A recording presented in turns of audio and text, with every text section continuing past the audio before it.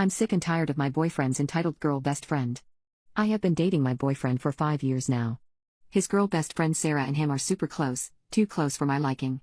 She has always been very vocal about how much she loves him, has had a crush on him in the past, slept with him in high school once, how she knows him so well, how she is like his sister and so on. They only see each other about 3 times a week, so she has been to our house a good bit. Once, Sarah was at my house. I started bawling about the fact I had been roped in my life.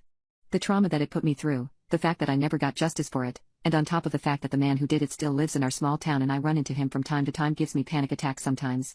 I decided to trust her and open up, big mistake. I told her everything. She knew the guy and she acted so compassionate and kind in front of me. Then one day we were having some dinner as a group. It was my boyfriend, Sarah and other people I didn't know. Sarah asked my boyfriend what he was planning to do after uni. He said he wasn't sure. I asked him why not a master's degree? This is where Sarah chimed in, God stop pressuring him. He's worked so hard all his life, give him a goddamn break and let him decide what to do, she said it in such an aggressive tone. Mind you, I was just suggesting. I've never told my boyfriend he had to do something. He grabbed my hand and squeezed it, telling me it was all right and that he didn't think I was forcing him to do something. Then Sarah asked what his future plans were for housing. I mentioned my family has a house in the southern part of the country and that we were planning on moving there in the future. I kid you not, these were her exact words. Hell no. He isn't moving to the south. He's staying here. And he better not go farther away than the closest city. I was a bit annoyed.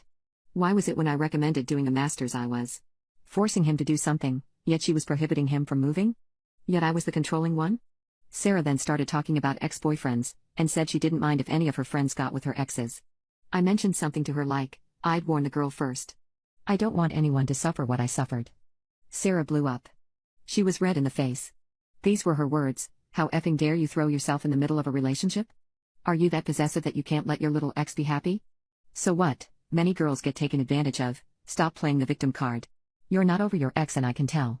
You cried about him the other day. You're hurting your boyfriend by not telling him the truth. She was accusing me of all these things. And then the cherry on top. Your boyfriend hasn't been the same since you two are together. He's so quiet. He hasn't talked to me all day. You two keep showing affection in front of us all the effing time. I've effed him and I know him so well. You're no good for him. She was annoyed at us holding hands and hugging each other in front of her. I started crying over her tone and her accusations. And then she said something that made me bawl even harder. I'm so sure you lied about your rope. If it were actually true, you would have gone to the police.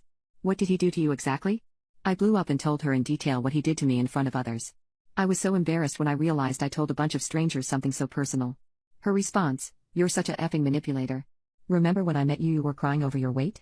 Sarah kept throwing things that made no sense, anything she could she was throwing it into my face. She has an ed, and she threw my own self-esteem issues into my face.